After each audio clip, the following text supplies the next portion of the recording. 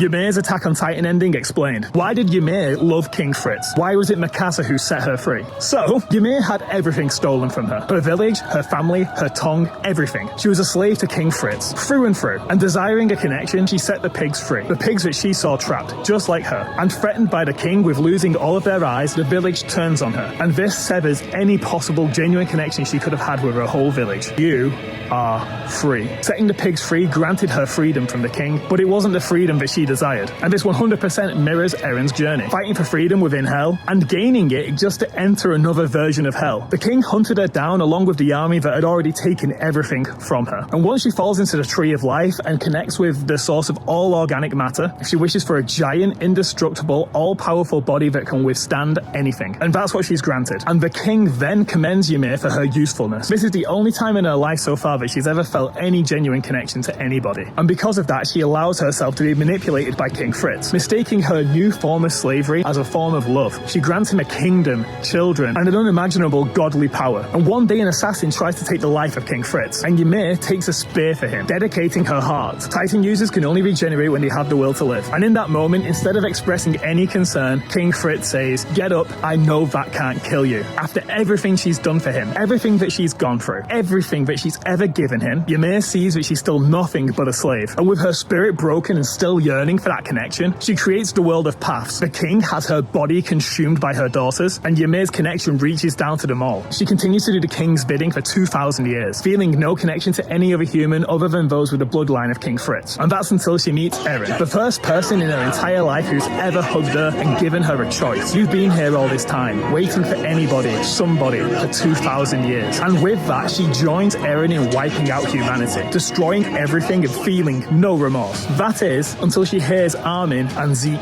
talk. Armin talks about these concepts so foreign to her, how life is more than suffering, how it's more than just multiplying, that life can be beautiful because of the little things and our connections to other people. But Ymir has never felt these connections before, and after feeling Zeke and Armin's connections to everyone within the paths, she allows them control to fight the source of all organic matter. Throughout the main trio, we've seen how Eren helps Ymir, how Armin helps Ymir. However, it's Mikasa's actions who finally set her free. Mikasa was a lonely child and part of a persecuted family. One day a house is broken into and her parents are murdered before her very eyes, as the perpetrators talk about selling her into slavery. Mikasa gives up on her will to live until she meets Eren. And when Eren saves her, when Eren says fight, this awakens the Titan powers within Mikasa, and she gains the courage to kill those that wronged her. This is exactly like how Eren saved Ymir from her slavery, and how Eren gave Ymir the courage to fight for her own freedom. And this is how Mikasa finally sets her free. Because Mikasa, despite loving Eren, despite owing Eren a great debt, despite knowing that she'll always love him, and despite knowing that she'll never throw that scarf away, she gains the heart to kill him, and she sets herself free. This reminds me of another quote by another Ackerman. Everybody had to be drunk on something just to survive. I was drunk on finding out the truth of our world, and I gave it away. Eren was drunk on freedom, and he gave his away. Armin was drunk on diplomacy, and he gave it away. Levi was drunk on being a hero, and he gave it away. And Mikasa was drunk on love, and she gave it